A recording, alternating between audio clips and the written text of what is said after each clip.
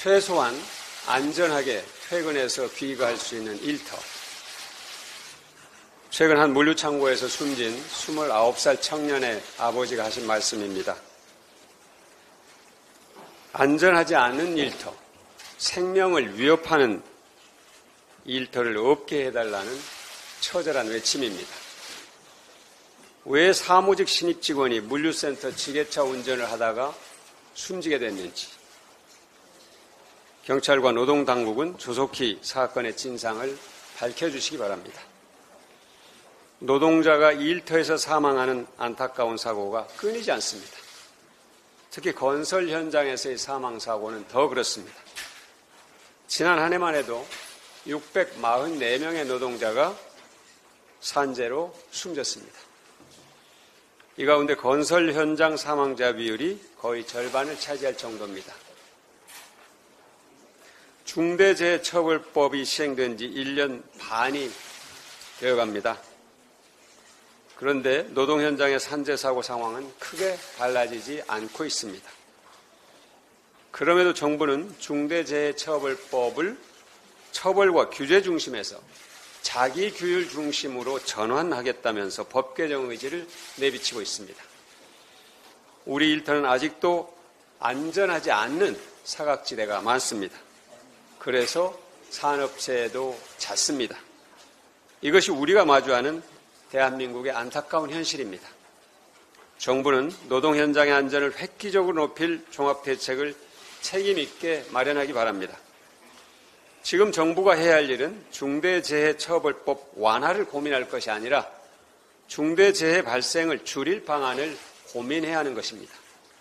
민주당은 사람을 살리는 입법을 중심에 두고 6월 국회를 운영하겠습니다. 오늘 국회 본회의가 열립니다. 민주당의 주요 과제였던 전세사기 특별법, 가상자산 재산 등록 의무화 법안을 포함해서 90여 건에 넘는 민생법안들이 처리될 예정입니다. 전세사기 특별법은 상임위원회에서 여야가 지속적인 협의를 통해 결과를 만들어냈습니다. 기존 정부안에 비해서 피해자의 범위를 넓혔고 최우선 변제금에 상응하는 금액을 무이자로 대출하고 그 이상의 금액에 대해서는 저리의 장기 대출을 지원할 예정입니다. 하지만 미흡한 부분이 많이 있습니다. 특별법이 시행된 이후 6개월마다 정부 보고를 받기로 합의했습니다. 법 제정 과정에서 다루지 못했거나 추가로 드러나는 문제에 대해서는 민주당이 책임지고 보완 입법에 나설 것입니다. 지속적으로 전세사기 대책의 빈틈을 메워나갈 것을 약속드립니다.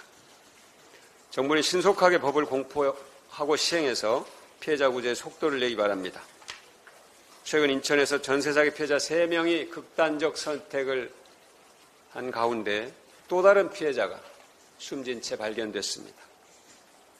더 이상은 안 됩니다. 민주당은 전세사기가 우리 사회에 발붙이지 못하도록 최선을 다하겠습니다. 가상자산 재산 등록을 의무화하는 공직자윤리법 개정안은 강제력이 있는 조치를 포함하고 있습니다. 법이 없어서 가상자산에 등록을 하지 못했다는 말은 더 이상 없을 것입니다. 같은 일이 반복되지 않도록 민주당에서 최선을 다하겠습니다. 감사합니다.